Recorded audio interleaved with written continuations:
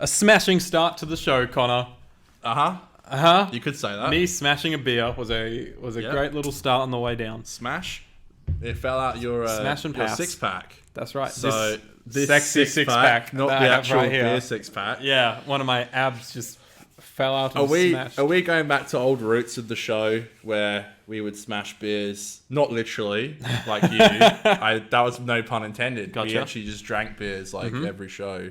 Yeah, I don't know. I don't know if every show, but more often. More often. Yeah. We definitely bounce a lot more, I We think. do. I was listening to a Deep Breath review the other day, and I was like, oh, we had a lot of energy. Yeah. Like, and I only had like a couple of beers, but it's just that loosen you up, you know, getting the muscles. Well, now we're past 100, which is every episode together, man. Yeah, until COVID strikes one of us dead. So every episode's a celebration. So yeah, but now it's obviously it was easier through Zoom to just crack a beer because you're at home in your own space. Why not? I had to figure out how to get home. So True. Afterwards, which is like, you can't just hop in a car and drive. But I have driven here quite a lot sober. So and now this is a new thing, I guess. Just like smashing the beers. Is that a good thing or a bad thing? I can't even tell. We'll find out. We'll find out. We will find out. I feel like my mic is not where it should be. There you go. There you go. Well, at the start of the show, before I forget, because I keep forgetting that it exists, and I don't know why, because it's awesome. Doctor Who Redacted is the brand new, I think it comes under like podcast, but it's an audio drama. Can you explain to me what the hell this is? Because I sure literally can. have no idea. So it's on BBC Sounds. So you got to download the BBC Sounds app. Okay. There, if you would like to do so, like me, I drive around Australia sometimes, and I'm like, wonder what BBC One morning breakfast is going on, and I put it on there. Oh, you can do that. And they're like, hey, yeah, what's up? It's 5 a.m. over here, Charlie and I'm like, Sloth. wait, it's 1 p.m. here. And they're all like, yeah. It's going to be raining up in the north. It's going to be sunny down at Donda.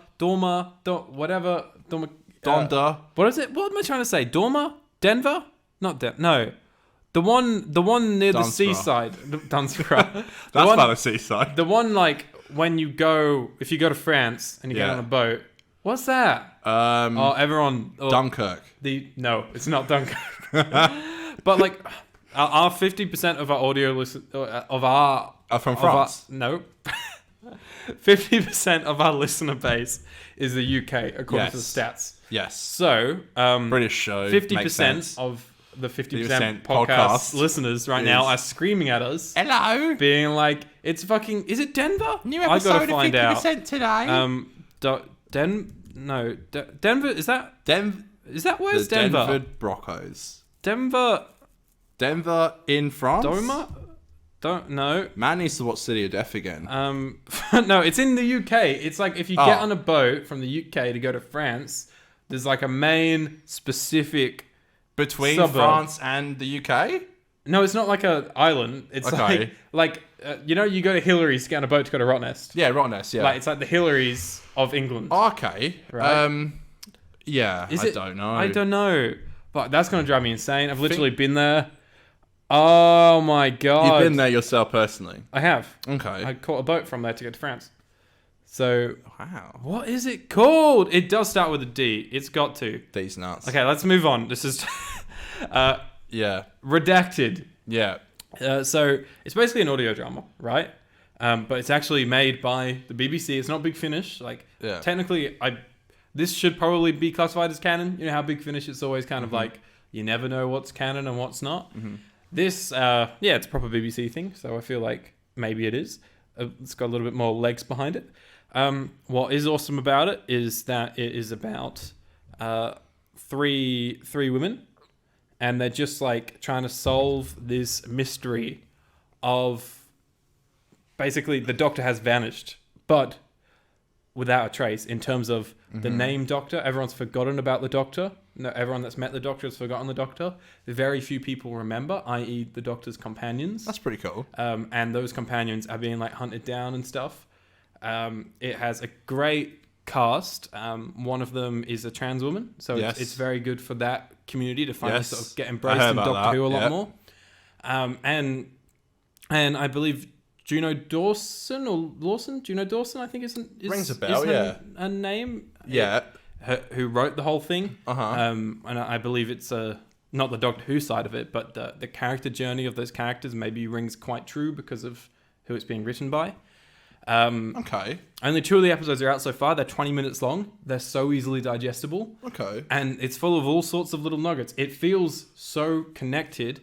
It's not really a spoiler. It's like a cool little cameo, I guess. But you even have little things like, I think Penny Carter is her name, the journalist from Partners in Crime that gets like tied up. It's played by a different actress, but it's the same character, and she's there telling her story of what happened because no one's believed her, and she's like, there was this person called the Doctor, but I don't remember. It's all about that. Rani's in it. It's mad. Like Sarah Jane Rani. Wow. Yeah. So this is odd to me because like when it got announced, I couldn't really wrap my head around what it was, and I think the biggest thing that kind of confused me was why it just wasn't a Big Finish story. Was there a reason why Jodie didn't go to Big Finish?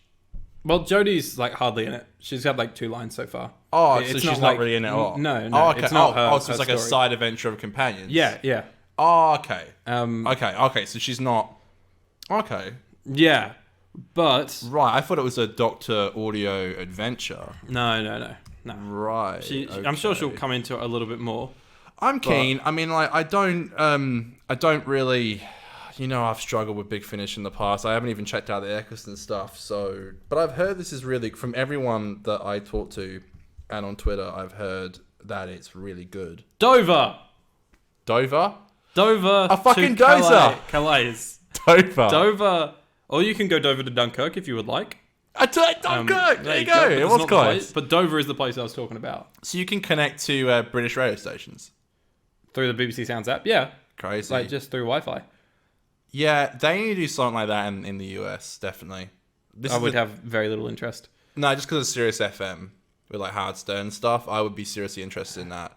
But God, why do you hate my interest, bro? So much. You hate just my Howard interest. Stern. I just don't know who he is, and I just the king of radio, definitely Okay. an inspiration of mine. Okay. But yeah, notoriously they haven't done that with Sirius. But anyway, VPNs exist. But yeah, that's cool. So you can listen to Charlie Sloth in the morning. Sure. Charlie Sloth. But like he's a your DJ morning in England. I don't think he still rocks the deck, but your morning is like midnight there. So probably like club bangers. You'll be driving to work and it'll be like well, club bangers. Well, the only thing I listen to every week is H3, and when I wake up, they're pretty much in the last hour of their live show. So normally by the time it hits Spotify, it's about 2 hours since they recorded. So I that's like literally, if I'm gonna listen to something, I listen to that. But I'm happy to get something else as well. But I need to know it's worth me bloody time, Aidan. Is it worth my time? What, Redacted? Yeah. Fuck yeah, it is. It's Okay. 20 minutes. It's a lot of fun. It's so I much bet fun. it is. It's But really I've funny. heard that before. The script is so funny. And it's very. They have like it sounds dumber than it is. It starts with like a It's podcast, Doctor Who, man. and like We're they have reviewing an episode where they go inside Dalek. There's nothing you can tell me that's gonna make me these change my mind. 3 characters are like investigating the Blue Box. That's how it all starts and how they get involved in it. Like, they have a podcast called like the Blue Box. Isn't that a podcast? Yeah, Really? there is like the Big Blue Box podcast. Slightly different name, but Okay. yeah, Blue Box Files or something. Yeah. And so they just tell different stories. You know how there's like true crime podcasts where every episode they talk about a new crime.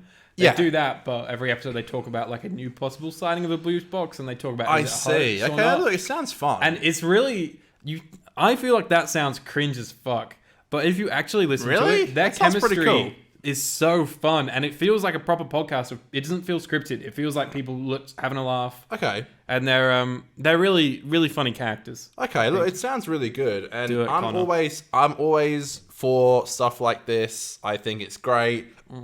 I think Big Finish has never really tickled my fancy much. Well, I kind of like this idea of it being outside of that. Sorry, Nick Briggs. I've not lost interest in Big Finish, but for me, they There's a all time kind where you of were the just same. like, you were like, Big Finish, let's go. Well, that's the thing. Adventures. So it's kind of like Marvel Mania, right? Where Marvel, they first started out, like 15 years ago or whatever, whenever the MCU started now, like 2008. Long time ago.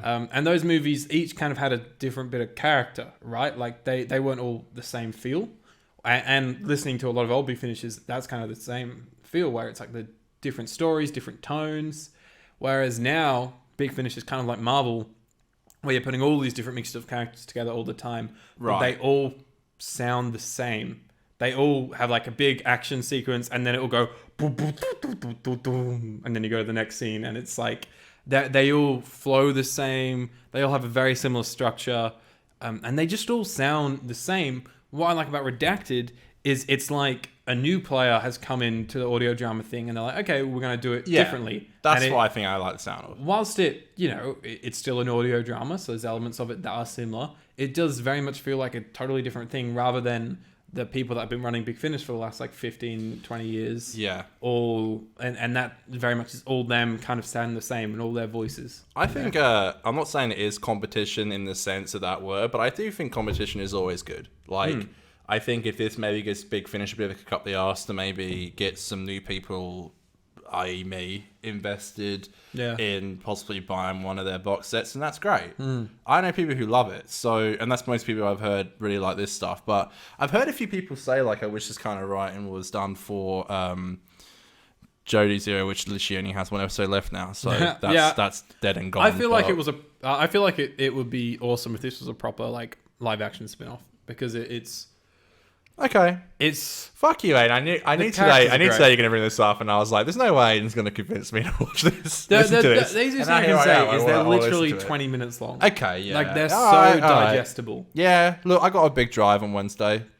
I'll annoy my girlfriend. I'll turn it on. Yeah, there you go. I'll be like, I know this character. They're good fun. She might enjoy it. Maybe, but yeah, I'm always a bit funny with all those kind of audio dramas, but you don't trust them.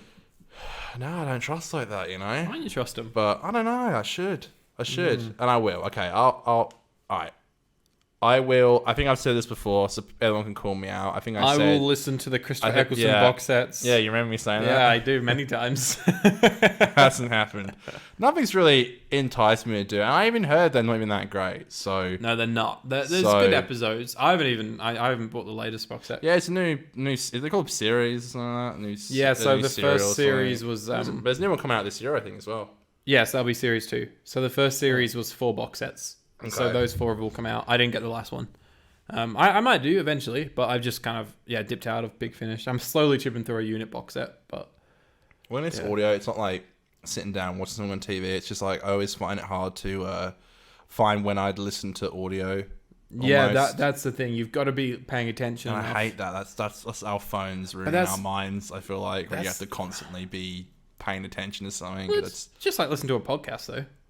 It is, but if I'm gonna be... Yeah, look, that's a good point. But I feel like at work, Aidan hates all my idols, so I'll make this short. But I just listen to H3 at work, because there's like 3 episodes a week. They're like sometimes 3.5 hours. Like, I got to get through them.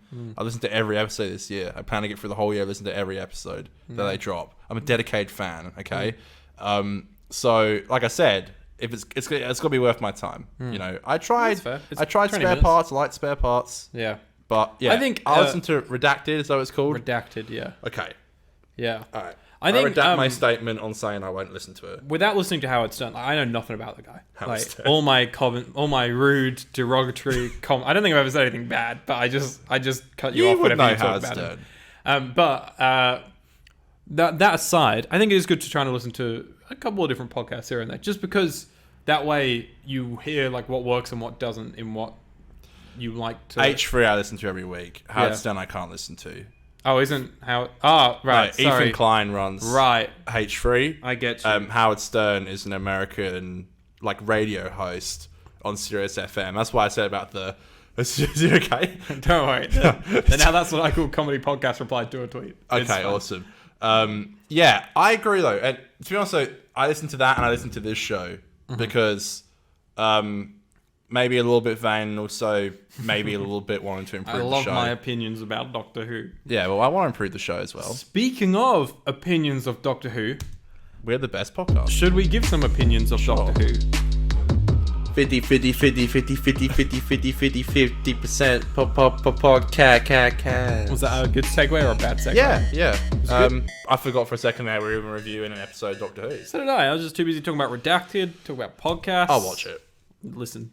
You'll listen to it. Sorry, excuse me. I will listen to it. By next week, your homework, other than watching the next episode of Who, is to listen to episode 1 of Redacted.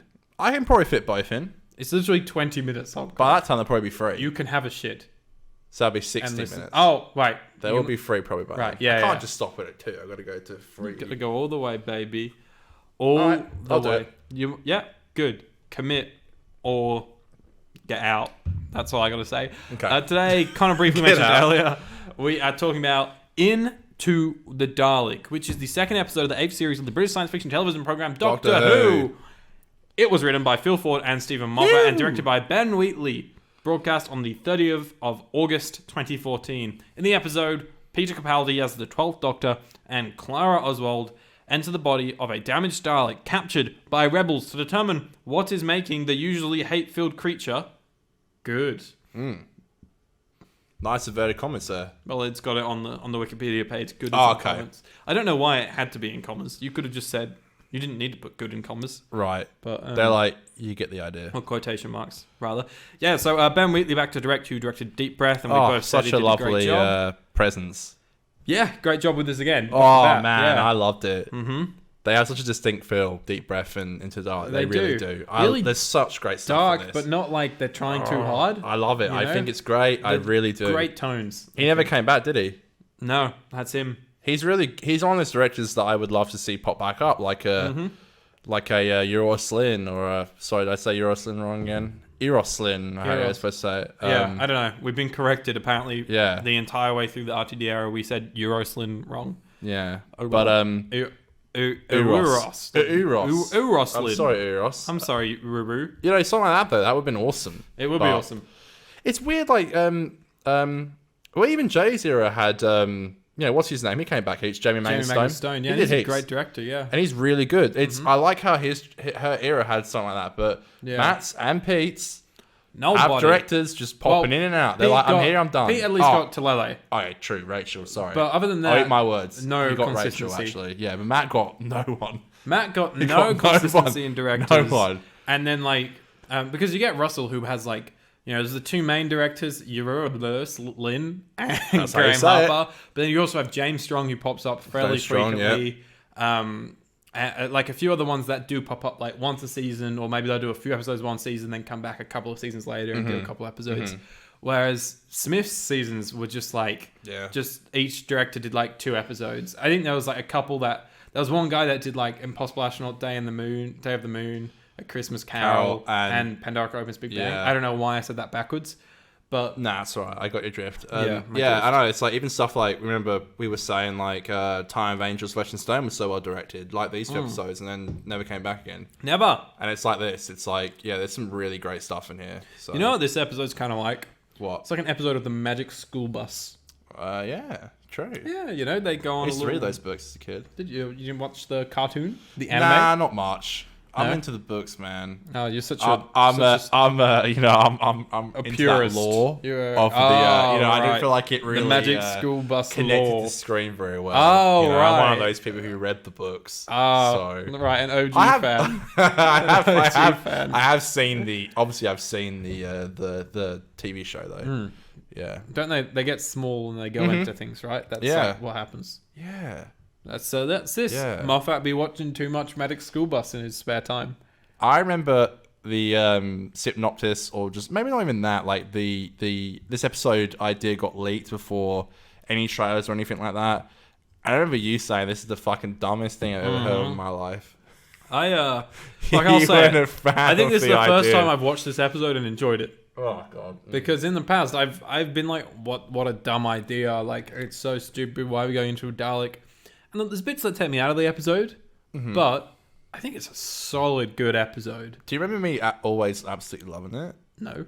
Okay, well, that sucks. No memory. I have great memories of me telling you all the time of how much I fucking love this episode. I think this episode achieves so much, and I love the pacing so much. Actually, it's so good. The pacing is so good, and it achieves so much.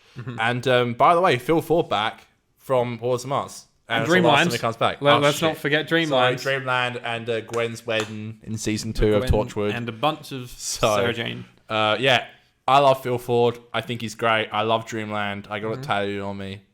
I wish. Across my chest. I was like, what are you Dreamland, keeping from by me? Phil Ford. My favourite episode ever. We still haven't watched that fucking other animation we need to watch. Infinity Quest. Yeah, Infinity Quest. We'll do that at some point. point. Not written by Phil Ford. Sadly. But I always said to you as a kid, I was like, hey man, the pacing in this episode. Remember I told you last week I was trying to get more technical with like directing and like how things were written. So I was like, gotcha. The pacing, Aidan, the pacing. The pacing. Yeah, Did you see the pacing? It never really gets boring. It flows so nice. Like at the start, all the school stuff, which I really loved. I really enjoyed the school stuff. Hill. People I know gave the guy, is it Samuel Anderson? Sam Anderson? Mr. Pink, yes. Samuel Anderson, Danny Pink. Gave him such a hard time so far on this rewatch with this limited time we've seen of him. Did they really? I think, yeah, he got destroyed, dude. Really? Like, yes. Like, people hated him. Really? Like, I'm not... Yes. I don't remember that at all. People talk so much shit about him. Like... What, his character? Yeah, it was like the timeless child of Series 8. Probably not as controversial. For real? But it was like the internet, the Twitter... I didn't have Twitter at the time, but... Just the amount of shit I would see about it online was like, Danny Pink's such a bad character. The acting's so bad. Okay. I like their chemistry this episode. I thought it was good. I did think at the start when they first met, I was like, I don't know quite why Clara's pursuing him so much. Like it did kind of come out of nowhere, but it does come out of nowhere. But I guess like, you know, she spotted him. She's a single woman. She's like, hey, he's cute. Looks good. We'll go out together. Yeah. You know, I didn't know that. I've always kind of liked his character. I've never really... I mean, it can't be that memorable because I totally forgot he was even in this series until you mentioned him last week. Yeah. Because you're like, that Danny Pink, and I was like, oh, fuck, I forgot about him. I always remember him being quite an enjoyable part about the series. Cool. From memory. I mean, I was going through the episode list today. I don't know, Dan keeps rattling on about how good Season 8 is and how he's been really enjoying it. He finally just passed us on his rewatch. And apart from...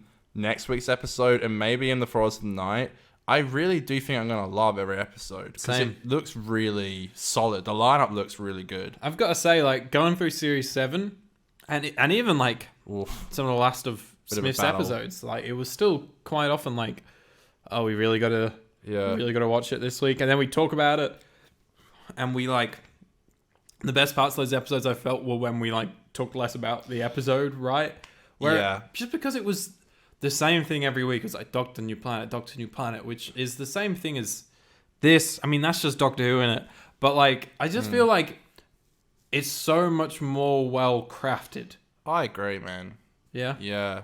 I sent to you guys today in our group chat, like, I really hope the new Doctor the Russell picks, well, not even picks, but more like writing-wise, is like Peter's. Because I think that's what I most about Peter and Jodie's era.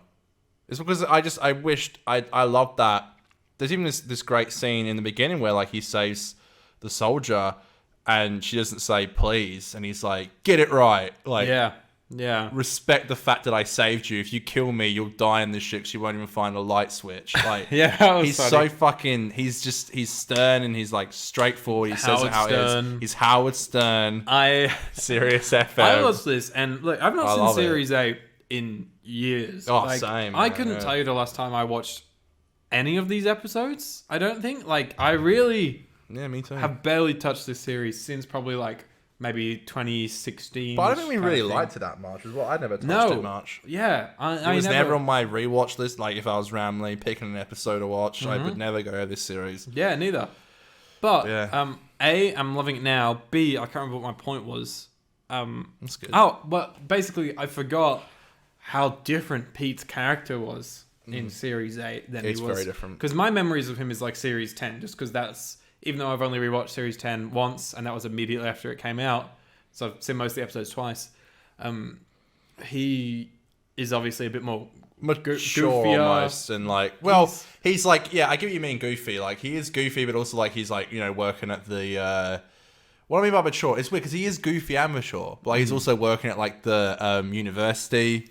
Yeah, but you're right though, he is more goofy as well. Yeah, he's quite different. Yeah, and that's what took me by. That's the last memory I have of Pete. So that's what I kind of remember. And then going back and watching how it all began now is like, I can't believe how stern he is. Yeah. And I love it because I would hate it if he stayed like that the whole way through his run. I like that we have a progression in his character. I know people say that it doesn't make sense half the time. We'll be the judge of that when we get to there. Because, he's so stern in 8 and then 9 he's silly. From my understanding, the point of Series 8 is him realizing that he's a silly man, I think he says in the finale or something. So for me, it's a natural progression. But look, also, we'll I do think there is a big gap between 8 and 9 as well. In like the Doctor's life? Yeah. Yeah, I also think that whole thing that happened with him when he went to save Davros really changed him. Because that's the whole point of the opener in season 9, is that, like, should he have let Davros die on the battlefild? And I think that changes him, which is why he goes into, like, isolation and stuff. We'll see, a bit of COVID. But yeah, a bit of COVID, yeah. Yeah, but I could not believe how stern he was in this. Like, he let people just die. He's like, they're dead. Fuck you. Goodbye. Yeah, just I love that. It's so great. And I can't believe it's such a that, breath of fresh air after Matt. I couldn't believe Moff was allowed to do it. Like, it's so different. I went back and watched the Series 8 trailer, and I was like, it just looks so grim. Not in like a bad way, like in a... I want that now. In a more mature way. I want that. Season 14, I want that back. Give me that grimness. I want that grimness back. Yeah. Give me Grimace. I want it. That'd be really good if we get that. Yeah. And I think we are going to get that. Yeah. So like the opening I love. There's so many Star Wars references in this episode for one. But the opening, it's not a direct reference to Star Wars, but like the classic Star Wars movie starting with like a massive ship dwarfing a planet or something.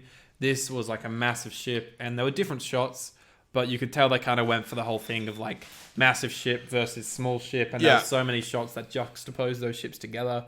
Just a great bit of direction there. Yeah. CGI is, the ship stuff isn't amazing, but it's still pretty great. But throughout the rest of the episode, there's some awesome CGI stuff in there, I think.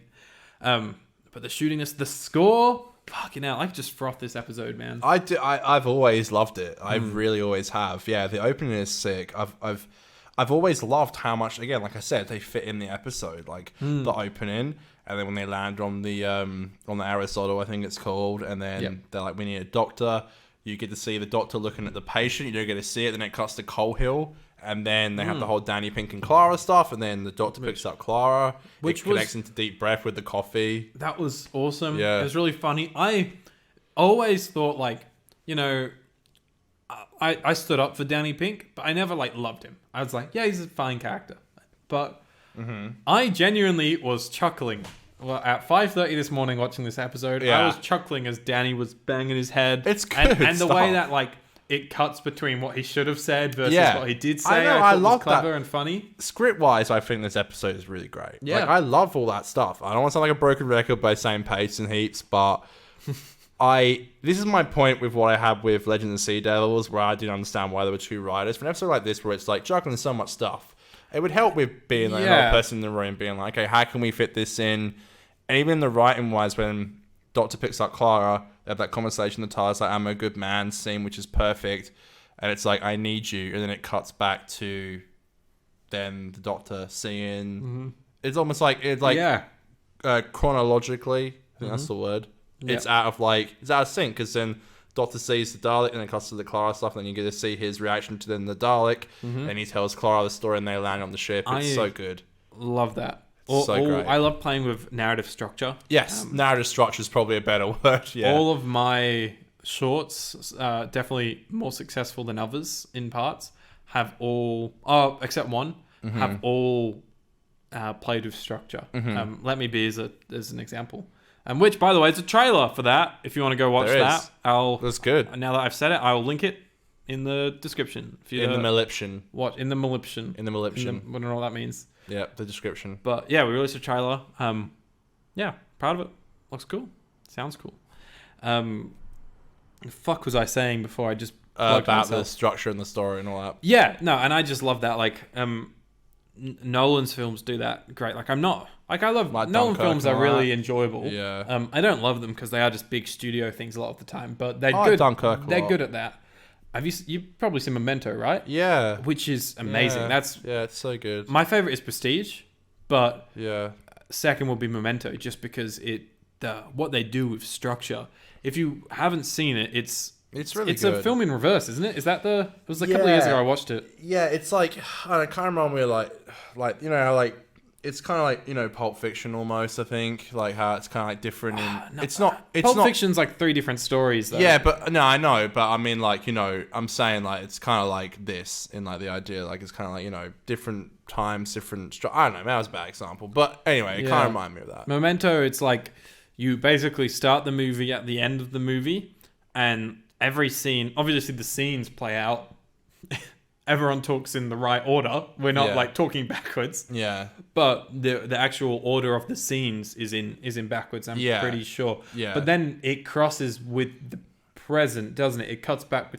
Just watch Memento, man. If that is the kind of thing that incites you, like it is so interesting. Yeah. Yeah. No, but I've always got like tremendous respect. I mean, not like this episode did it once, but like, you know, I always love stuff like that. And I've always like, as much as the storyline is kind of silly, and if you can kind of get over the fact that a Dalek has like perfect place for humans to run about in it, you can kind of get over that, I think. I really need to pee. I'm sorry, man. You want to keep going? Cool. I'll just chat to myself. God, I used to hate the idea of them being miniaturized and going in. Now I think that's so... Lasagna! The lasagna lines in this episode. Don't be lasagna! I used to always hate the idea of them being miniaturized and going into the Dalek. But now for me, that feels so inept. Is that the right phrase? With Classic Who. Because Classic Who, we have them... You know, multiple times I think characters get miniaturized. Now that I say that, I don't think I've ever actually seen any of those episodes, but I'm aware of them, and that's what bloody matters. But I'll save my next point for Connor. What can I talk about now? Oh yes, my short film, Let Me Be. So, you know, it's been a labor of love for 18 months. This is so vain. A labor of love for 18 months, and it is almost complete. We have the trailer out. We have a great cast. It's a lot of fun. It's quite heartwarming in parts. And my cinematographer Daniel Ellis is beautiful at what he does. Connor is back. But you can. I was just plugging Let Me Be again. I figured I'd. Well, the next thing I wanted to say to you. So, you gotta plug some stuff. I've got to be a showman, you know? Hey man, I've got to make people aware of it, otherwise no one watches I respect the showmanship. You got to do it. You got to... I didn't want to actually click because people hate that. Yeah, go on. What were you going to say? What I was going to say was... So, earlier I said there was a few things that took me out of the episode. Mm-hmm. And that was always scenes where we were inside the Dalek and you'd be like a convenient corridor. No, I enjoy the miniaturizedness of it, but then being they're inside the Dalek and it's just a corridor. Like, couldn't you have at least made it look like... I know there's a couple of them, but make them like round and like you're climbing through like a... Not like a bit of wiring. They did a little bit. They did... I only noticed it a few times. Like, you like the screw for one. Yeah. The big screw. Yeah. It's like, it's a screw bolt or a bolt for a screw. Yeah. There's some bits, but... Not much. They could have done a lot more of it. And there was a few times where there was just... Stuff like that where it was like, this is very convenient. Like, I didn't believe that I was inside a Dalek, you know? Yeah, and I think that's the biggest shame about the episode. And also, like, you know, part of me, as much as I fucking love this episode so much, probably the most I've enjoyed a Doctor Who episode in a while, I do question maybe what 2 writers like Phil Ford and Stephen Moffat could have done. It does kind of surprise me that they decided to go... Let's do an episode where we go inside a Dalek. Like, it could have easily have been so dumb. But I think if you get over that and you get over the fact they go inside a Dalek, you're right. I agree. There are like, there are stuff like, you know, they just walk through the eye stalk and that's kind of dumb. And it looks exactly awesome, though. It looks awesome. Oh, like that blue is really good. Direction going. But it reminded, you know what reminded me of the antibodies from season 6. You know, when they're going through the blue kind of like tubes and stuff. So that gave a bit of a bad taste in my mouth. But you know, there's an actor from Game of Thrones now who I believe is from the North. He always makes me laugh because he dies first from the antibodies. He's from Game of Thrones. I remember because when Game of Thrones was coming out at the time, I'm like, oh my god, it's our boy from GOT. And I loved that scene. The doctor's like, look, chew this. And he's like, all right, and he just dies. Just And it's like, but they use it just to track him. Yeah. And the doctor's like, fuck you, you're dead anyway, take this. Everyone thinks it's going to save him. By the way, can I say, there's 2 actors in this from 2 amazing British comedies that you should watch. First of all, the girl, I think her name is Journey Blue. Journey Blue, yeah. She is from a great show called Fresh Meat, which I really love. And then her uncle, I think she just calls him uncle is from an amazing show that I love called Space, which was Edgar Wright's. Remind me at the end of the show to add that to my list of TV shows to watch. Space is so fucking good. I have really wanted to watch that for a while, but I always forget about it. It is so great. And there's only I believe there's only 12 episodes or something. There's only got 2 seasons. Sure. And the guy who plays Uncle, he's only in 2 episodes, in 1 episode per season, but he plays a guy called Tyres. And he is fucking so great in it. He's like one of those characters who you'd think is in he's such a great character, and it's done so well that you just remember him so much, and you forget he's only in 2 episodes, because every scene he's in, he's just so funny. Yeah, that's cool. And he's in World's End, and he makes a brief cameo in Shaun of the Dead. Actually dresses his character from Spaced. He's a zombie, but he's dressed as his character from Space. I watched Shaun of the Dead a month ago, and I didn't. Yeah, it's really hard to find. He's in a massive crowd of zombies dressed as Tyres from. I randomly watched Spaced, and it's literally every episode is directed by Edgar Wright. Awesome. It's fucking great. Yeah, I've heard nothing but great things. Vinny's the only person I know actually watched it. Yeah, I've heard some people talk about it on podcasts that I listen to. I highly recommend it. But anyway, 2 actors in this from 2 British shows I watched, which are both highly recommend. What do you think of the Annie Boys and stuff? That was kind of fun. Yeah, but they're one of those things where I was like, I don't think that's what they would look like. Yeah, I agree. I agree. It's fun, but also the second you start to think about it a little bit, you're like, hang on a minute, what? I just think the production design could have been a bit more interesting. I like the gloominess of it. This whole episode, I'll get you. I don't like things that look too grey and gross, but it worked in this episode, and there was pops of color where it mattered and helped. In the TARDIS, it's so colorful yet dull. So much. Yeah. There's a beautiful line. Sorry. There's a beautiful line before I forget, where the Doctor's he's looking at the engineering that makes the Dalek. He's there's a line where he's every little bit of compassion or care goes through this thing and destroys it. And it's picture the worst thing in the universe, now forget about it. You're looking at it right now. This is evil. This is evil right here. Yeah, it's evil in technology. Or evil in evil in something.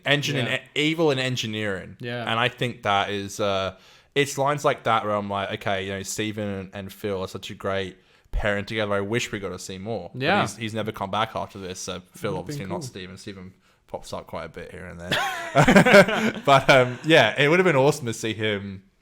Maybe he'll come back for RTD2. Maybe. Look how well it went last time. Yeah, they're good mates. You had the masterpiece of the waters of Mars. I got some funny quotes here from Pete. Okay. There's that line where it's I'm his carer, and he's like, yes, exactly. She cares, so I don't have to. I thought that was really funny. I liked when they he introduces Uncle to Clara, and he's like, he's her uncle.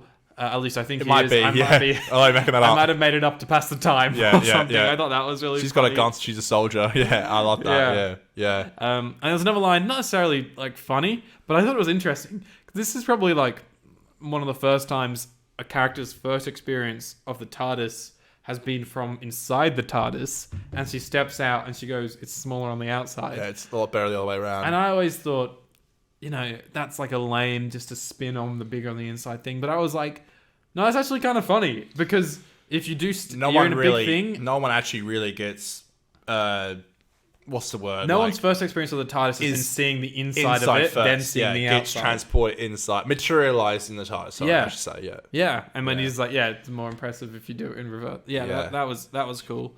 Another thing I would say is that the soldier setup for how that plays into the series arc of the Danny Pink stuff, which, by the way, having Danny in this episode and in more episodes of the season just makes the series feel connected in a way, which is really nice, without it being series 6. But the soldier setup, we see that he's a soldier, and it's maybe a little bit forced at the moment, but he has that ghost of I have this thing in my past that I hate about myself. Yeah, that the kid's question in the class, although I think it's a little bit thrown in. I think it's actually really emotional, and I could see a fucking dickhead kid asking something like that. Yeah, I don't even think the kid was trying to be like offensive, but I could see a child asking and not necessarily being as socially aware. Yeah, definitely. The only thing that annoyed me was I think his first question was fair. It was like, have you ever killed anyone? And I think Danny's response is really good. It's like, I'm a soldier. There was soldier on the side.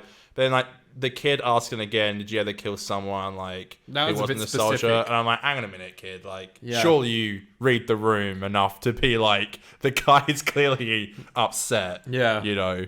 Yeah, it but just kids. should have been like handled a bit different. Like maybe the kid's response to his question was a little bit like, "Ooh, maybe." Like we want that emotional beat afterwards, but having the kid just ask that question just felt a bit forced. I could take the first one, but and I didn't really like how later on that kind of played into Clara being like, "Oh, well, you shoot people and cry afterwards." Yeah, I didn't really like that either. It just felt a little forced. But I enjoyed that stuff got set up, and then also in this episode, it's set up the Doctor really disliking soldiers. Good. So now it's a thing of like, we're going to see Kara and Danny's relationship progress, and there's this thing of like, oh no, what's going to happen when the Doctor finds out? Because you know that they're eventually, watching it first time, you're like, they're going to cross paths, their relationship's going to start growing. So they've planted these seeds in these episodes that are just really valuable to the season, I think. I totally agree, man. Like, even Journey Blue, Danny Pink. Yeah. She's like, just met a soldier called Pink. Yeah. And at the end, when... I love how Journey's like, take me with you, and the Doctor's like...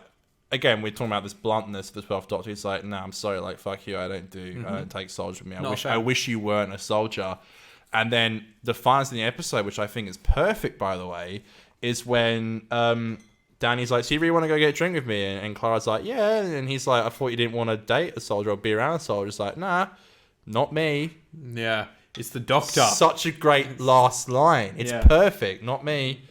I thought that was it. Again, the pace in the episode, even at the end to have, it's unlike anything we really see in a Doctor episode. A Doctor episode sometimes can just feel so rushed and they try and squeeze everything in. I don't think this episode gets enough credit for how, even to like end the episode and have Clara go back to Coal Hill and to like, she literally went into the cupboard and came out again. Like, in different clothes, which was a funny gag, I thought. It was a good joke. She's covered in all that protein goo. Yeah. It was... What? Goo for the week coming up soon. I'll fight you. We'll have a good chat. Let's go. We'll have a good chat about it. Probably the most famous goo for the week ever. Well... Maybe not. Maybe not. But... Yeah, it accomplishes so much in such a short time. It's only 46 minutes. And, it feels great, man. It feels like a movie. It feels epic. Does, yeah. It feels really great. It maybe doesn't have the emotional weight of The Doctor's Wife, but it does a similar thing where it's like in 45 minutes that's a really good comparison, I think. You know what? I actually think it's a really good Dalek story. It's the first time in a while I've actually enjoyed Dalek story. Yeah, I don't know. The army of Daleks coming in I didn't like. But the whole Rusty thing, the Doctor and Rusty's relationship is really cool. Every time it cut to the Daleks on a ship going, we will now invade. It looked nice. The Aristotle. Oh man, it looks beautiful. There's some beautiful. There's like that POV of the Daleks' eye stalk as it's rolling. It sticks on the Dalek, and there's that was great. There's some beautiful shots where the Dalek is perfectly lined up with the eye stalk in the middle of your TV. And it almost was like you're watching it in 3D. It's so perfect. But yeah, I like the Dalek stuff with also my cat's called Rusty, so that helps. But Rusty fucking comes back, doesn't he? He comes back in Twice Upon a Time. Yeah, which is so weird. Dumb. Yeah, so dumb. But I like their relationship. That stuff I like. I don't like the Daleks invading the base. Although it looks fucking great. Yeah, it looks stunning. Great. It was one of those things similar to like the Vastra stuff at the end of Deep Breath, where it's like we had these great like emotional scenes. We've got the Doctor talking it out with the Clockwork Robot. Here you have the Doctor talking it out with the Dalek, and it's great stuff. But then it's like they're intercutting it. Both of them do the same thing when they start intercutting those conversations with an action sequence. Right. And the action sequence kind of starts off fun, but then you kind of get to a point where you're like, yeah, I've had enough. I personally did quite enjoy it. I don't know. Like the Daleks weren't a strong enough presence for me to say, yeah, it's a great Dalek story. Like it doesn't. Fair enough. What about the Rusty like stuff though? Did you? Yeah, it was good. It was good. You're right though, because it doesn't really feel like a Dalek story. No, almost. it doesn't. Like yeah, it's one that flies under the radar a lot of the time. I think as a Dalek story. That is a spectacular piece of score. I'm clicking on one here that I hope is the right one. Mm-hmm. That just like it happened as the Daleks attack, and it blew my friggin' mind. I was like, this is an exceptional piece of score. I hope it picks up. We'll figure it out. But dude, Murray this season has shaken things Murray's up, change is so perfect. So wild. Like, I think after Series 7 being so many reused pieces of score, to finally have like just a new sound and all new sounds has been superb. Yeah, Murray's not so much Eccleston to Tennant, but because that was it was still Rose and it was still like Jackie and Mickey and the Power Stay and all that. But like, I think Murray's change from David to Matt to Peter is so distinct, and I think as someone who would score Doctor Who, I think you'd struggle so much. But they're such distinct eras. Yeah, Peter's era is something I go back to a lot. Like it's very, very. I don't listen to it an awful lot. Really? I don't think no. It's probably my most listened to actually. Really? Yeah. Damn. Yeah. I'm gonna skip through here and see if I can find the bit that I was talking about. I think it's great. This part. It's very John Williams-y. I know, but it's so good. I like it. That's some John Williams. I was going to say, it's just unreleased because you can hear the Daleks. Yeah. Okay. Oh, I love that. You're right with the John Williams and the Star Wars. That's what I mean. I didn't even notice you can tell there's so many little Star Wars little nuggets in there. Right. Yeah, that's great. Like even down to like, they're lining up as someone, the classic Darth Vader's opening the door and they're in the white hallway. Of course, yes. With the guns out. Yes, yes. But I really loved it. It didn't feel too much like it was being, I don't know, like it didn't feel like it was like, here is Star Wars. Like you could easily kind of forget it and get invested in the story. Yeah. And as someone, same as you, who's kind of lost interest in Star Wars these days. Sadly, it wasn't annoying. It didn't feel like it was trying to be Star Wars. It was just like playing homage to some tropes in Star Wars. It's odd because I feel like, like I said, Dan's been rewatching them. He just took us over. So he watched the episode before me, or rewatched it. And he said he didn't enjoy it as much. And I was like, damn, maybe I'm not going to. But this is, again, the most... I mean, obviously, like the 50th aside, because obviously you're going to enjoy the 50th from nostalgia aspects. Yeah. I enjoyed this more than 50th on rewatch, if I'm being honest. I think I did too. Yeah. Because I think, well, it's got more to prove, I think. And, I think it's the first time I've watched an episode. I'm like, man, this is Doctor Who, man. This is really great. Even down to stuff like, I mean, this is stuff that people don't really notice or really care about. But like, I even just love his costume. And I love how Peter handles himself with the costume. I really miss the way he used to button up he left one button on. Yeah, he doesn't do that much. I enjoy all of his looks. I miss to be that. honest. I love all his looks. Yeah. And you do almost feel like some of his looks are just a bit of his era, and he moves on to the next bit. Because he definitely he takes himself so seriously in this season, and then he gets goofier. You're not wrong, actually. That's so true. Because he would present himself quite. Yeah. Yeah, and I love that look. Was it last week on the podcast I told the story about me touching the red velvet? Yeah, you did. Yeah. Yeah, that's my favorite costume for a Doctor ever. Yeah. I love it so much. It is. We got to resolve the cliffhanger from last week's podcast. What was that? Where you said, yeah, great title sequence. And I said, yeah, I don't know about that one. Gone. Sorry, for once, I didn't actually rewatch the episode. Gasp. It's a good one. For once. If I must say. Yeah. Well, I don't know. Maybe I thought we had. Do you want to know why I didn't rewatch it? Why not? Because I had a few beers and I was a bit self-conscious. All right. Okay. Why are you nodding? All right. Why are you nodding in agreement? No, I think it was a fun episode. You're like, yeah. Connor took it too far. No, I was editing and listening to it, and I just thought we had some good banter. Yeah, I felt like I've not been at work all week. My dad's been away with my dad, and it was my first night of unemployment for 2 weeks. So I was like, I'm gonna have a few beers, and I think I certainly had a few beers. I don't think you said anything wrong though. No, I think I said anything wrong. I just, man, anxiety and all that, I always finish a show and I'm like, did I say anything? Did I upset Aidan? Did I say something that annoyed I hated Aidan? it. No, this is what goes through my mind. No, that's I'm fair. like, did I upset Aidan? Did I say anything that annoyed him? I don't know. I know you had to edit the episode, and I'm always like, did I say something that he wants to redact? Is that what the new thing's called? The redact? I'm trying Redacted. Redacted. Yeah. Does I need to redacted anything I said? I don't know, man. It's just like, I'm sure you get it. Yeah. Well, look, whenever there is stuff that, because there has been a couple of times, you might not notice if you listen to them, but on the clips you can see, like if something, sometimes I might say something that maybe I just like say wrong and it comes off not in the right way, or sometimes maybe we make a joke that goes the wrong way. Like some stuff I said in the 100th episode, I ended up cutting out. That's the only time I've noticed you edited something out. Yeah, okay, because it does happen from time to time. Like, I know what you said now. Yeah, but I just feel like I took an opinion too far. Yeah, that's fine. I just think that I love this show, and I get so scared that I'm gonna do something to mess it up that you wouldn't want to do it. I know this sounds crazy, ride the wave, but baby.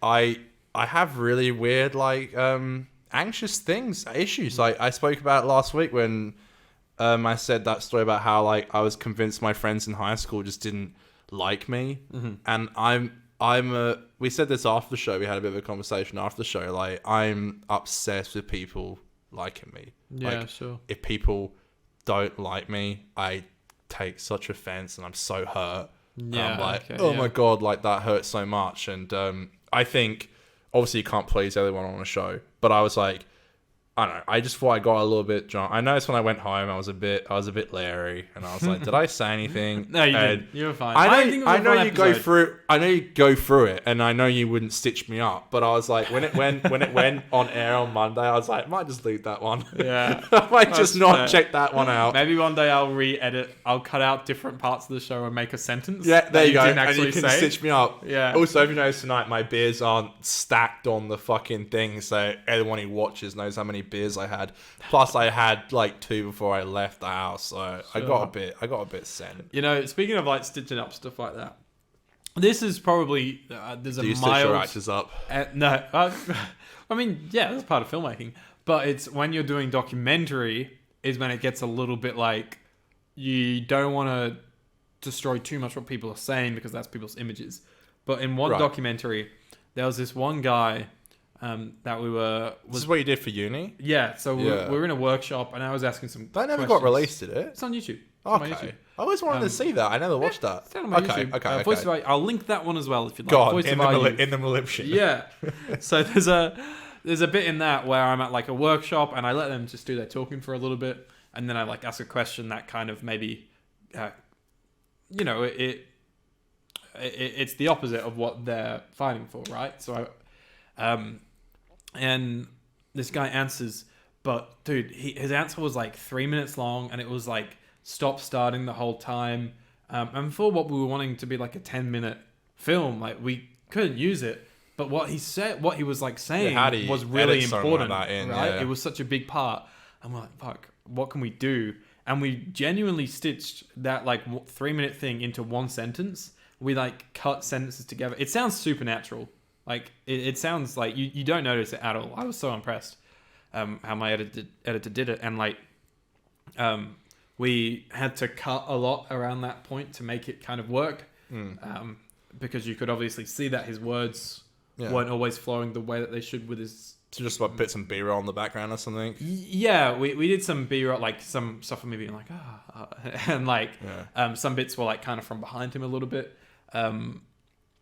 But yeah, it was very much a moral classic thing. shots where they stop talking and look the other way, and you can play a little bit of the first sentence. And Yeah, yeah. And you're like, yeah, that's good.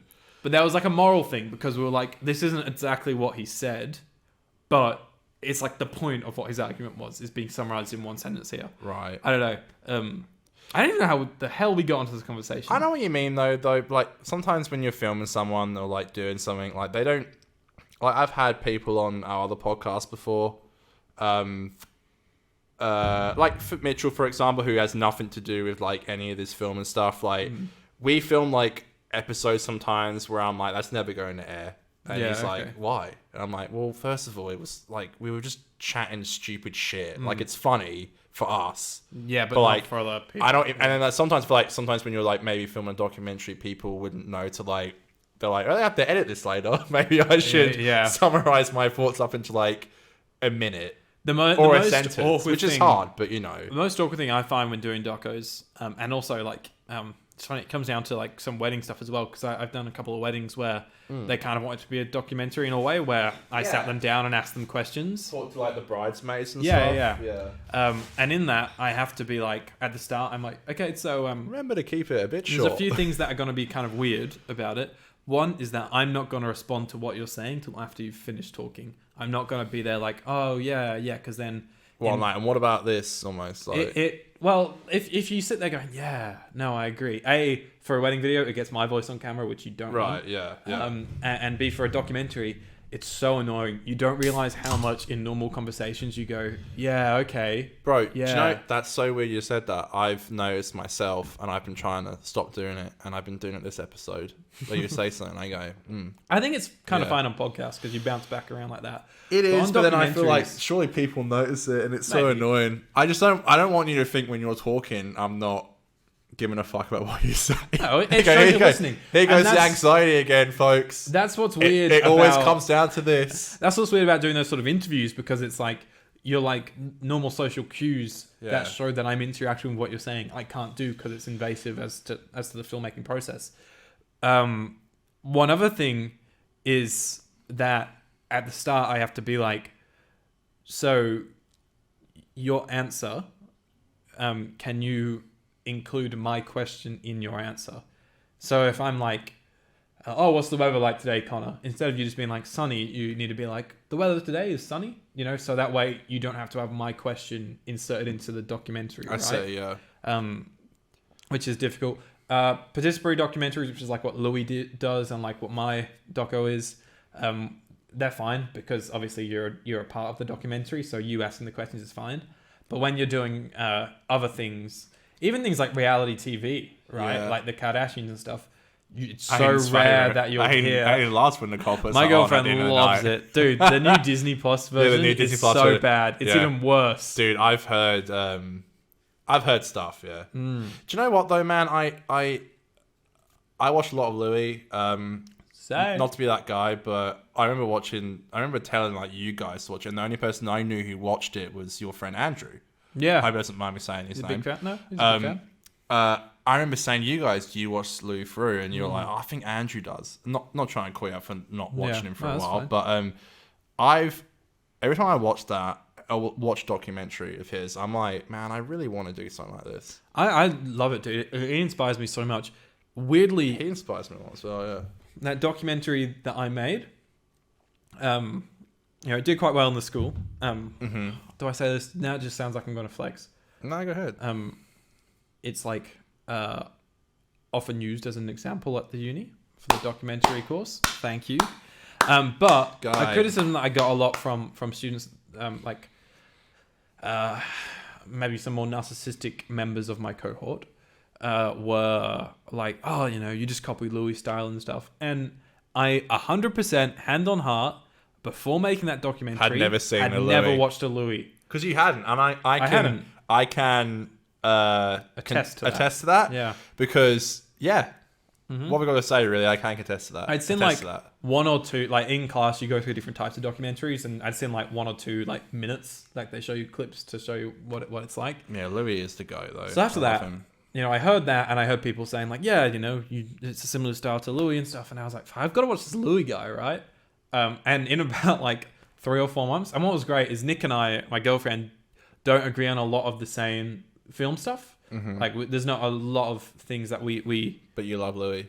But I showed her one Louis, and she was like, fuck yeah. And we in like 3 months watched his entire catalogue. Yeah, that's what Stan's so good, man. Yes. It's got all of them. They've added all the new ones recently as well, which is great. Stan is so much better than Netflix. I fucking hate Netflix. Yeah, I don't touch Netflix, man. Dude, it's shit. I love Stan. Go Australia, by the way. That's an Australian streaming service. It's got Doctor Who as well. It does. That's why I watch Doctor Who. Better Call Saul. Literally fucking weekly. It's uploaded. Its movies. Stan is so good. Its movies have such a good range of like the big blockbusters Give us that Stan that you original. Just want to watch for a laugh. Where's the Stan original podcast? Where is it? Well, but then they also have like the smaller movies as well, you know? Yeah, they do. And they've recently gotten a lot of license into the rugby and stuff and all that. Oh, they do have got a sports section stuff now. Yeah, it's great. Yeah, I'm going to see the England versus Australia rugby, actually.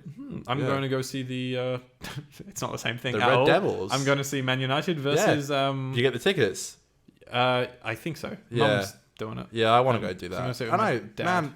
Perth is finally getting back to it. We are back to it. We are kicking strong. Yeah. But to wrap that convo, I still don't know what I want to do with like my personal channel. I go to like, should I do a comedy route? Should I go a serious route? I never know. But every time I watch like a Louis Frew thing, I'm like, I think you should go serious route. I think I want to solid at having those conversations. Thanks, man. I appreciate it. When I was younger, when not that young, like when I left school, I planned, like literally a lot, I planned to do a documentary on Christianity. And I was gonna go to a church and talk to people, but I got talked out of it because it was gonna be my first thing I ever did, and also I don't know, a few people read my notes and I wasn't trying to come across as offensive, but I think, I was mostly going to ask questions about mostly when kids get older and like if they're in Christianity, like what would you feel about them like having boyfriends, maybe getting into like, sexual relationships and stuff. And I was going to ask like questions like that. And that's just stuff that interested me because I was like, I was getting older. I knew people who went to church. I knew people who were getting girlfriends and stuff. I'm like, this is stuff that people all around the world would be doing, but like maybe it's different for them, and I wanted to hear their perspective on it. But every time I tried to like dive into that area, I did one video on politics, and the second I said I was going to do a video on politics, I got like 3 people messaging me saying like, don't even like bother. I did one video called like, does your vote matter? And I got like 3 messages from people saying like, people close to me saying like just don't bother. Like, don't bother. Yeah, right.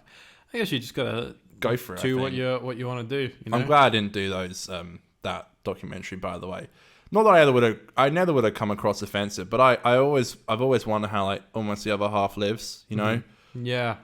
But I watched too much Louis. I think I watched too much Louis, and that was my problem. I think, and I don't know if I would do documentaries because I don't know if I could shake his style.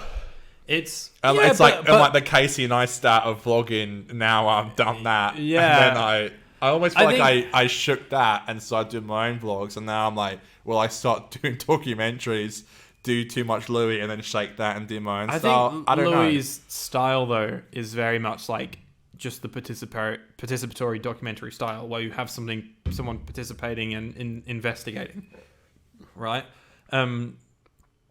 Yeah. My biggest regret for my documentary is the off-camera conversations. I gotta watch this. I will watch it. I'm sorry, I didn't know it was even on YouTube. No, it's fine. It's only been out for like 2 years. Oh, fuck off! Shut the fuck up. I had this. Shut up. These conversations. So with it being made during my studies. Before that, what was your even documentary about? Sorry, I should have started that when we first started I remember there was like, I didn't even know there was like riots and shit in Perth City. So basically, right. So I just say riots. They were friendly protests. Friendly wow. Riots. Smashing cars, like flipping cop cars, like pickaxes. And Aidan was wearing riot gear. With a microphone on a boom mic. Yeah, genuinely, initially went out, and when I pitched it, there's a pitching process at uni where you go and everyone pitches ideas and only a handful get selected. Folks. That's right.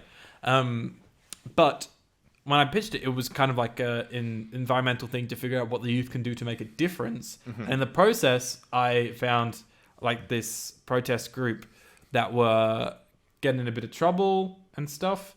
That's right. I think in the end, we just went along to just see what was it all about with the intention. There was a really big protest coming up in like a month's time. So the intention was over the course of that month to film a few different things around that group for me to then participate in the next, in that last big protest. That stuff may be a little bit convoluted in it, but I went to a small protest. That's the first thing we did. And then I went to like a workshop where they brainstormed ideas and stuff. And then I met up with, I had a Zoom meeting with someone over in Canberra, who's an environmental activist, and I was like trying to explain to her, what I was feeling. well, no, I was trying to find out what's the best way to do a protest because I was like, these protests seem kind of dodgy and they kind of feel a little bit unsafe at times. It's also pre-COVID, by the way, folks. This was well, literally, this was fucking COVID. Like, I'm not kidding. Oh, really? So we did this, and then it happened. We had we were in our last week of shooting, so the big protest was in a week's time. And that's when, like, the first couple of murmurs of COVID were coming out. Right. And, like, when we first started to see London shutting down and different places shutting down. Because the big thing about those protests, like, even, like, the Black Lives Matter thing in America, I know a big thing was also, like, COVID is, like, Yeah. But in Australia, with how COVID was handled in Australia, those protests would not have really happened in Australia at the time. No. So we were like, this protest is going to get shut down. We won't have an ending to our documentary if we get locked down. We shot the protest on the Friday, and on the weekend, we got the word that everything was shutting down. Shit, and we were like, fuck. And then we knew that we still had bits of filler for me, like little bits of B-roll of me. So on the following Monday, me and Dan, my DP, went off, and we just shot like a bunch of little bits of B-roll that we might need. And then on the Tuesday, they were like, okay, everyone's working from home, things like that. And we were like, fuck. We were the only ones in my cohort to come out with the documentary that we wanted. Everyone else had to, sacrifice their ideas. What they got almost. Yeah, work from what they got or do something completely different. Yeah. Do something shot on phones because we couldn't have access to the school gear and things like that.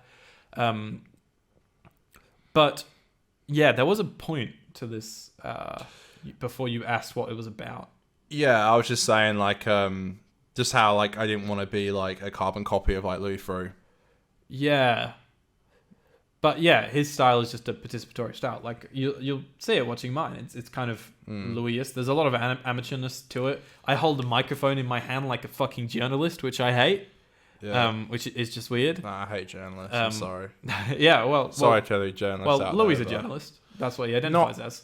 Yeah, but not the holding a mic. Yeah, sure. Fucking network TV. You should read his books. His books are really BBC good. is like a network, but you know what I mean. It's not like the I mean, BBC News is better than most, but like I hate Australian media for one. I hate the Australian media.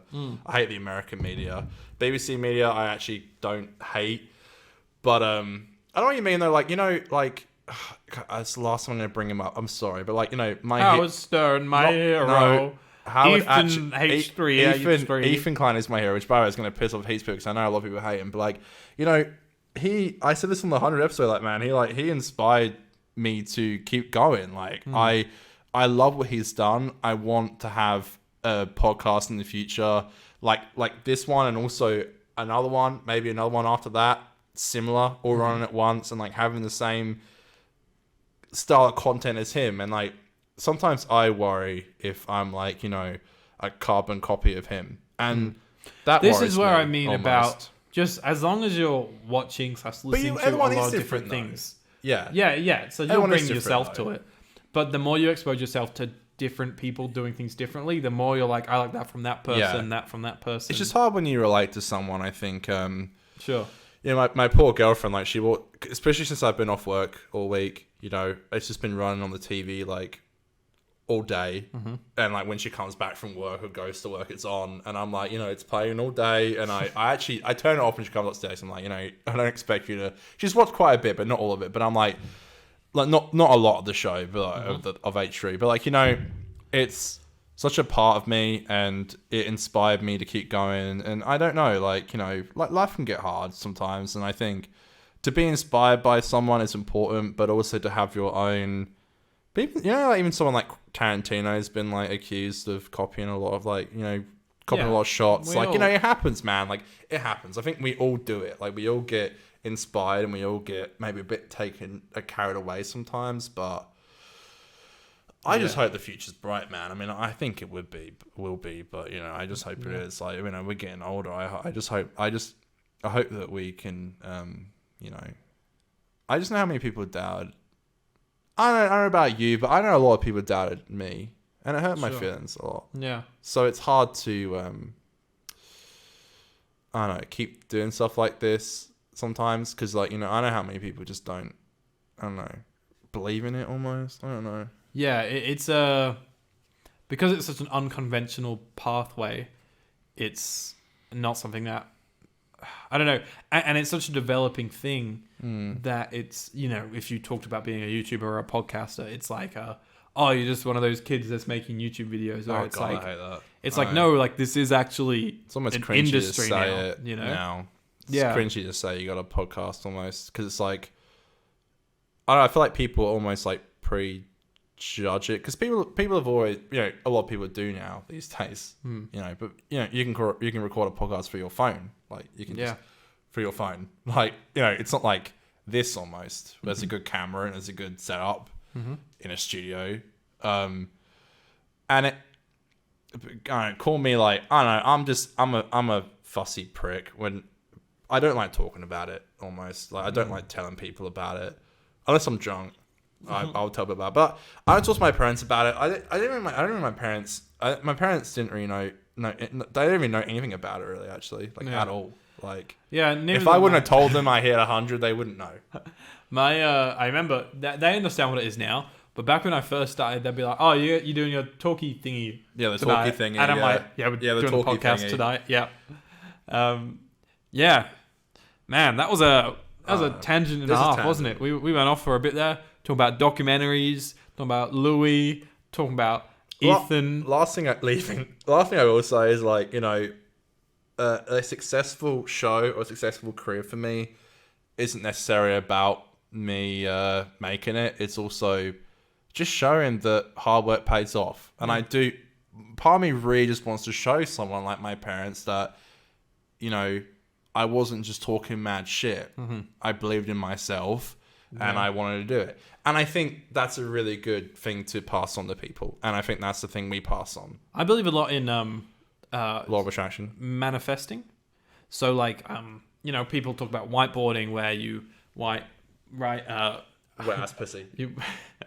You write my internet password on the whiteboard, which it's not wet ass pussy. It's not, but there's something similar to it on there. It's something similar. But no, you write your goals and stuff onto a whiteboard. Yeah. Or you have things that you want, and every day you believe that you can do those things in your head. Then you manifest them, and you happen. The stuff right now that's like I'm working on that feels ambitious, but there's really exciting steps that are being made at the moment to be developing stuff that I didn't think I would be able to at this point. No, of course. That's really good though. And so like, I think so much of that comes to mindset, where you are like, for example, if it was you, it's like, I'm going to make this documentary by the end of the year.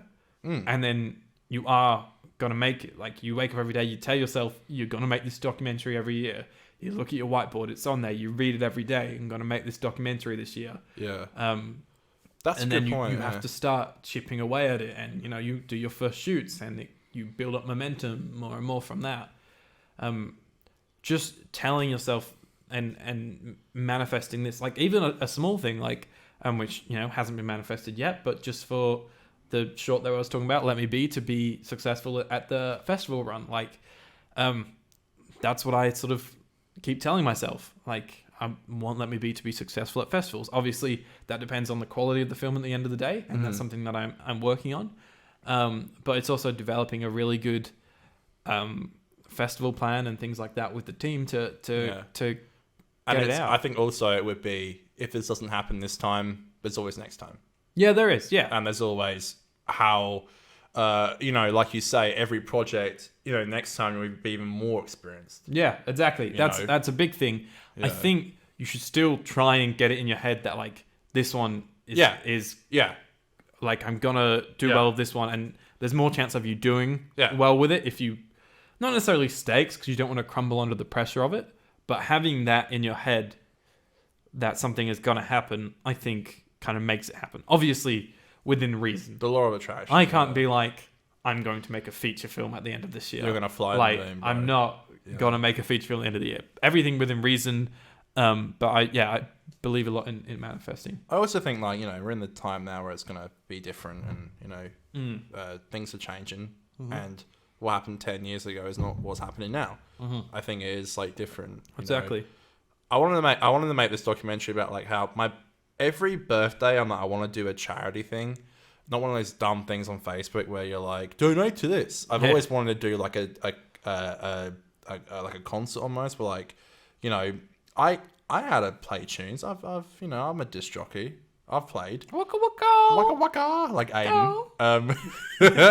I've always wanted to do like an actual thing, like an actual event. Yeah. Where like all it'll be like $10 admission, and all that money, like I mean all of it, goes towards, like I would pick like maybe like Beyond Blue or something, which I wear all the time, like a Beyond Blue, like a suicide prevention thing, which is what means the most to me, like a mental health corporation, and maybe even like live stream it or something. I don't know. Yeah. But like, you know, doing something like that and then filming the process of like how that happened and like filming like the actual event and like doing a proper night of just like everyone just chilling out, having drinks, music, having fun, but also every dollar that we raise, every dollar goes towards a really great cause, you know? Yeah. I want to do that maybe this year. Every year I'm like, I should do that, and I never do it. So I don't know I flew out literally the day after my birthday last year. So I don't know if I'll do it this year, but I want to. Just got to manifest it.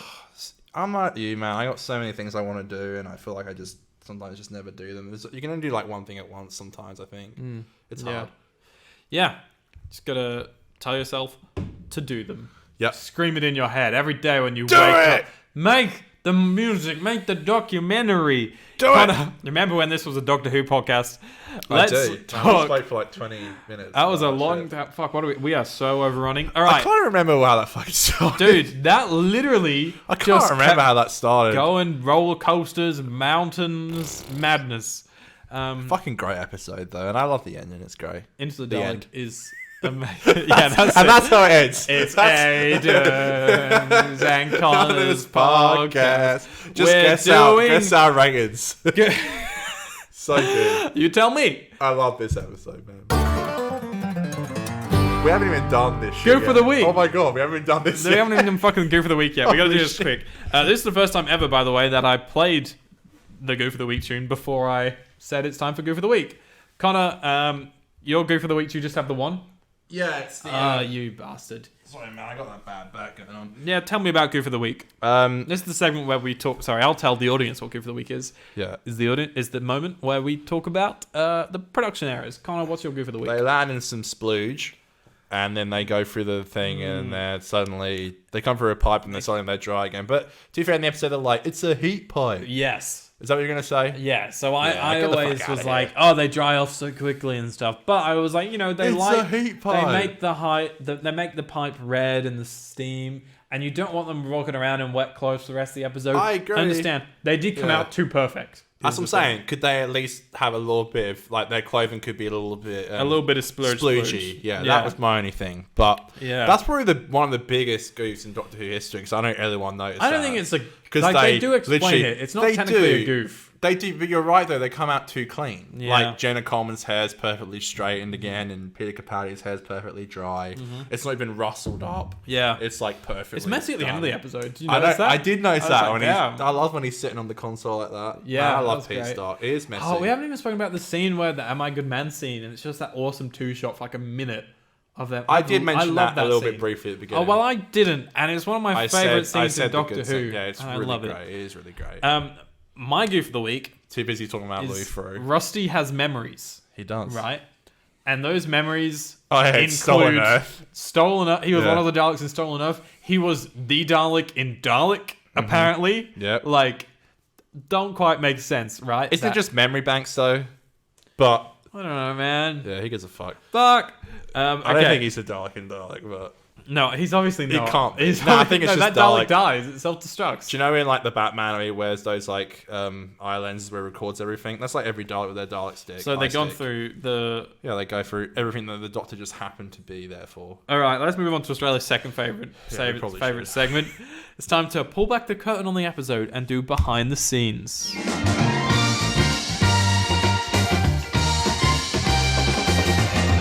So a few bits of little behind-the-scenes facts and trivia. I did watch the YouTube Behind the Lens for this episode. I should have. Which Phil Ford, by the way, was just chewing up the scenery. He loved it. He was cracking so many jokes, and he was just vibing the whole time, just having a laugh. He was like, "We're here with Daleks. We're here. We got the Daleks. what we're gonna do, and there's all these bits in the episode, like proper, like just silly things that they filmed. Like it was funny. Like they were like, how did we film inside of a Dalek? And then they miniaturize a crew member, and it's just so perfect. silly. I miss Confidential. Rachel Talalay directed Missy's scene. Oh yeah, Missy came back. As yeah, well that as was cool. episode 1. That makes sense. I've heard that quite a few times when they chuck in characters from other like movies, franchises and stuff. The director of those things would direct. Well, it was. I think they tried to get Wheatley, Ben Wheatley, the director of this episode, to direct those scenes because there's one in Deep Breath as well, but he was unavailable when they did them. Like the Flash scene in the Suicide Squad was directed by Zack Snyder. Similar kind of thing. Interesting. When he pops up very briefly in the original Suicide Squad, Don't it's even directed remember. by I remember Batman rocking up. I don't remember the Flash. Yeah, very brief. He arrests Captain Boomerang. He robbed every bank in Australia. So, but Talalay did consult Ben Wheatley about what they were wanting to figure out. So that's love cool. Rachel. Moffat came up with the idea when discussing with some video game developers about a potential video game. He was like, you can go inside of a Dalek. And then everyone was like, that's pretty good. And then he goes, is it? Never mind. I'm going to pull that one back in. I'm going to make an episode out of it. Go Moff. So that's cool.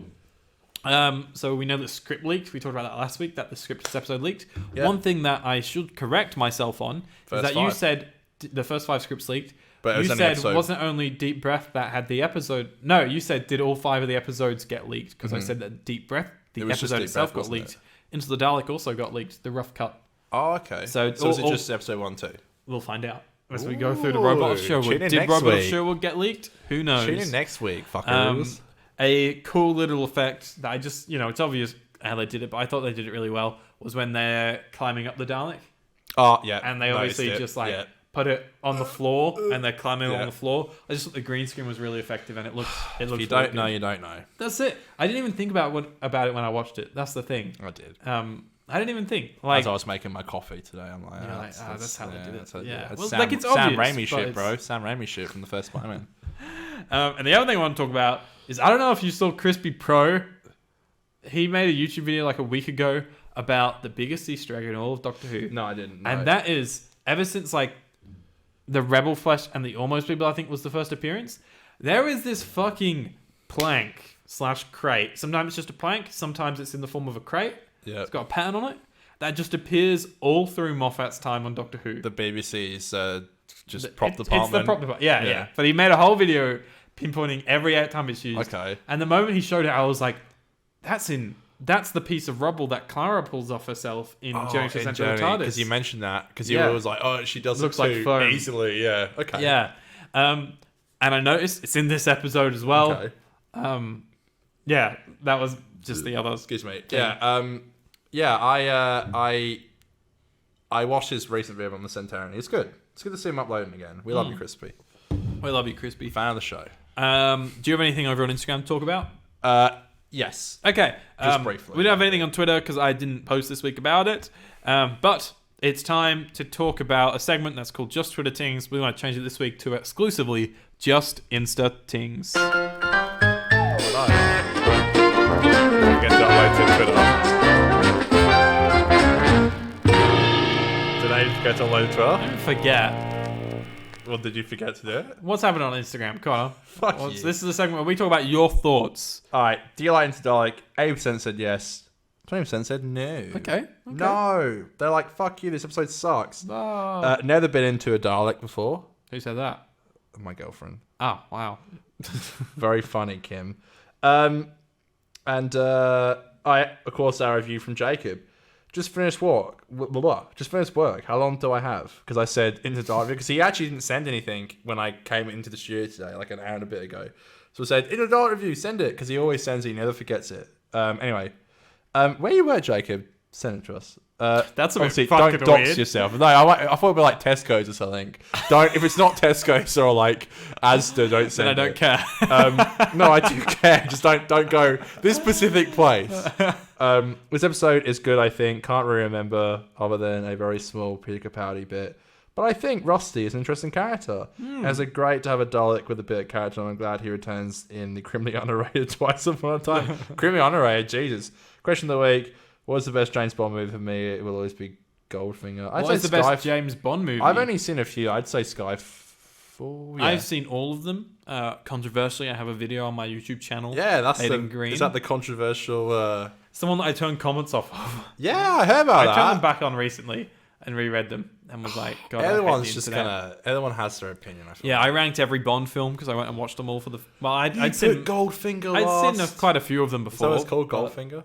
That is one of them. There's also GoldenEye. There's also the man with the golden gun. And look, some of mine.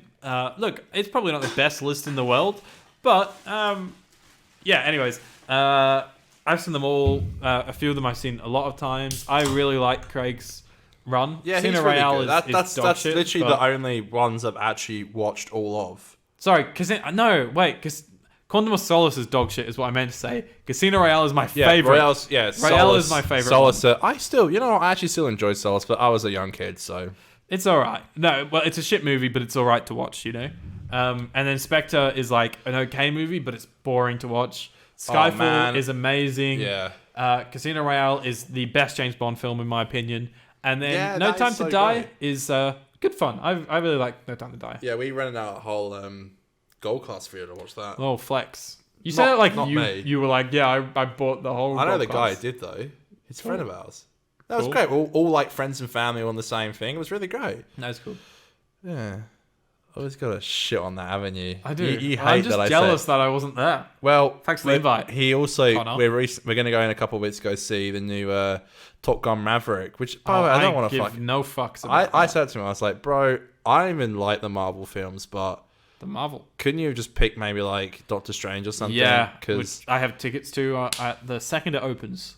I don't know why I gave a fuck enough to do that. I don't, because I'm driving down to a place called I've forgotten now on Wednesday, so I'll be away when it comes out. But then Mitch comes back, so we're gonna go see it on the Saturday. I think Wednesday the first sessions, which I think are the same time around the world. Do you care anymore? Is that?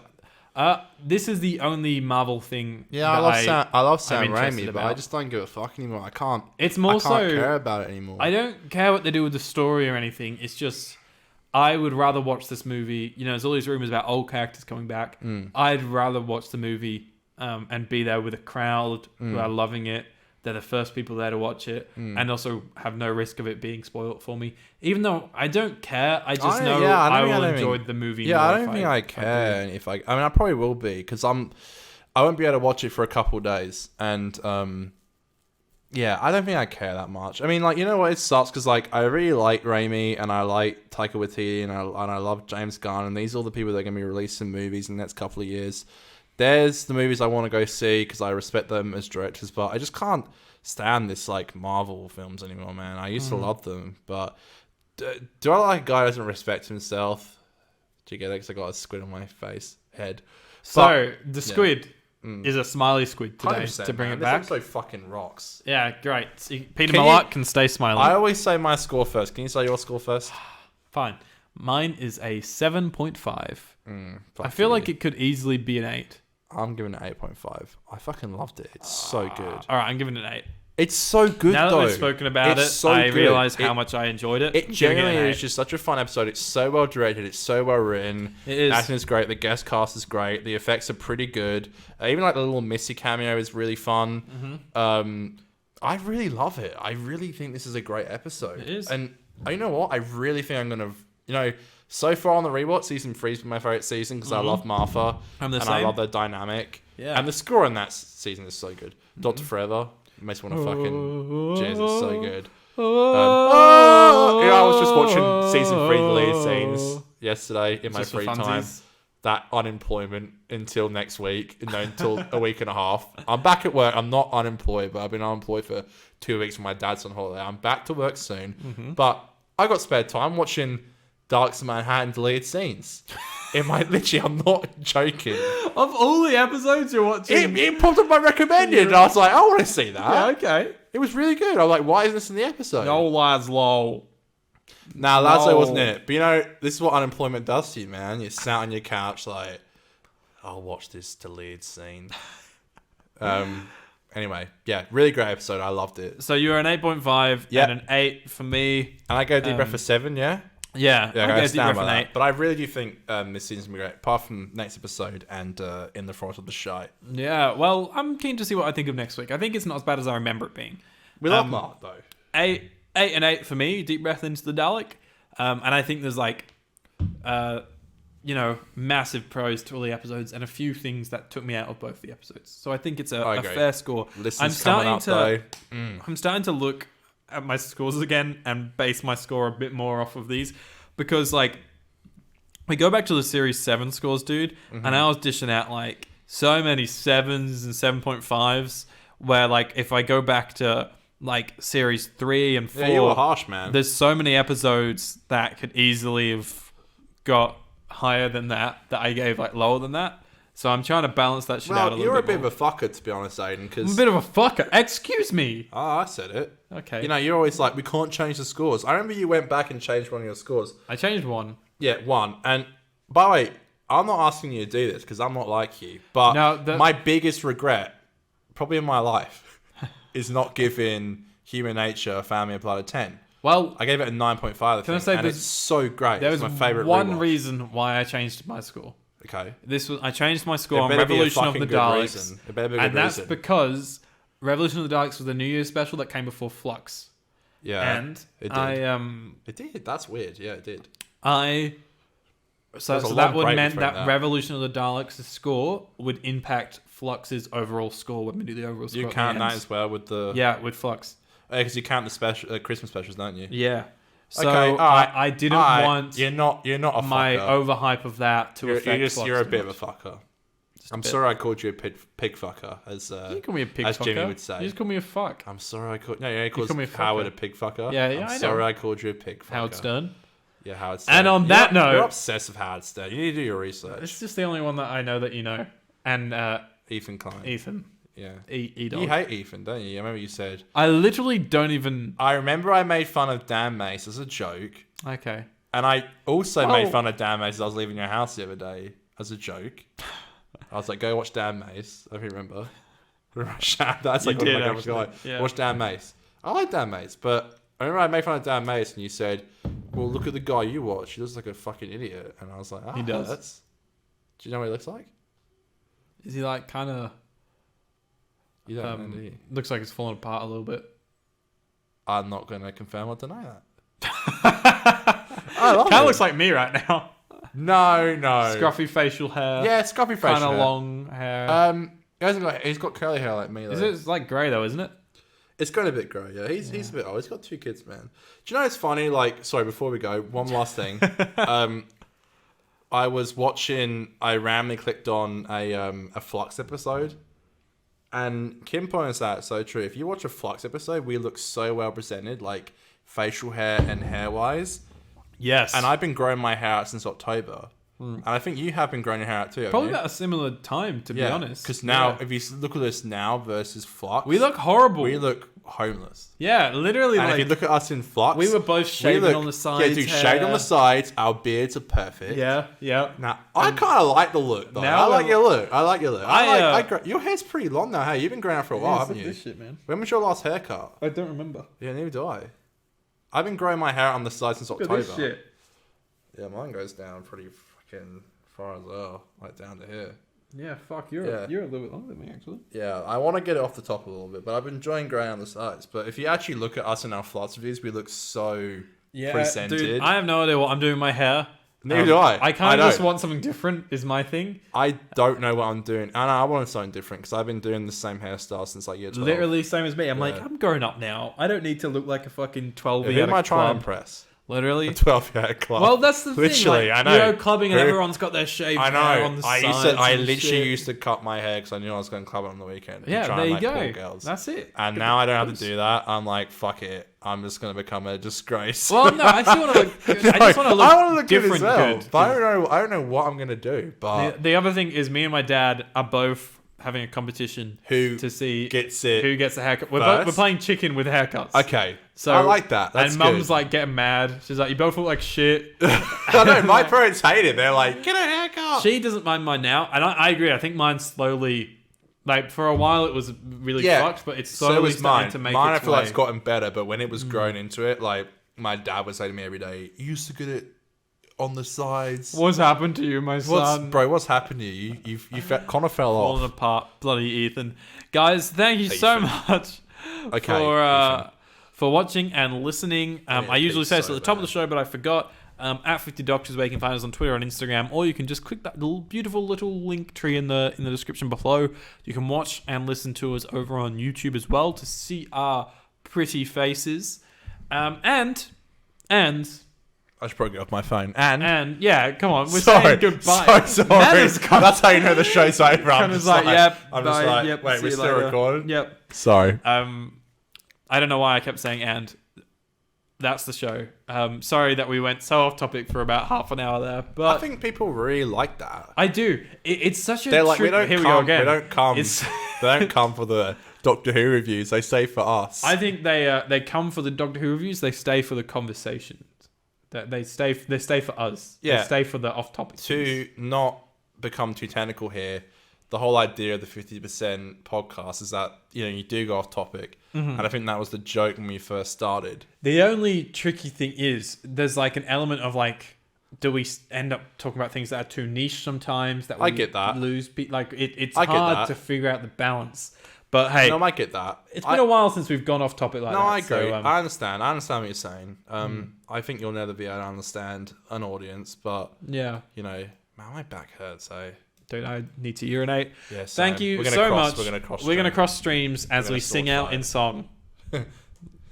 It's Aidans and Connor's podcast. We're doing Doctor Who reviews and crossing streams. Doctor Who reviews. Doctor Who reviews. Don't do that to Peter Malark. Yeah, Peter Malark. Peter Malark. Yeah, I hate them. Sometimes it's Peter. Yeah, Capaldi. Yeah. Peter Squid Cowdy. Peter. Got